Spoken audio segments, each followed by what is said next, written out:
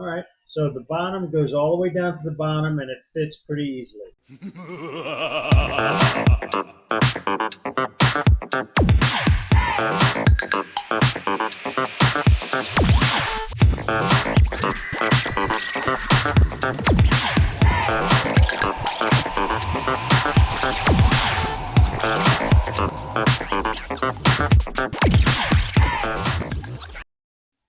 Hey guys, happy Halloween season.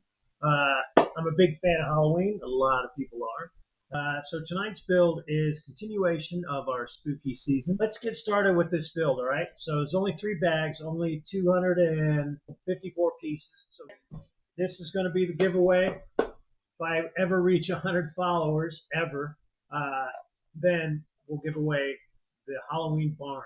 So hopefully it'll be sometime between now and Halloween instead of between now and next Halloween. Like and comment always helps out the channel. Let's get started.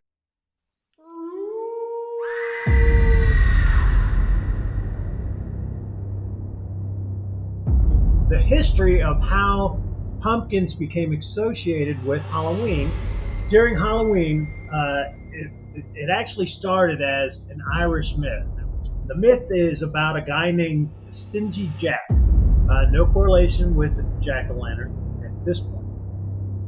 It was said that he tricked the devil, and he was condemned to roam the earth with only a carved-out turnip.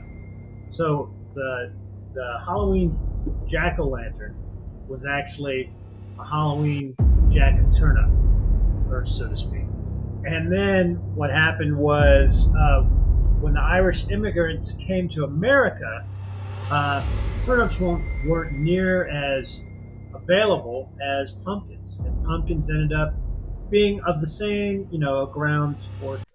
They were much more available, easier to deal with, and so that is how the pumpkin became associated with Halloween through the turnip, believe it or not.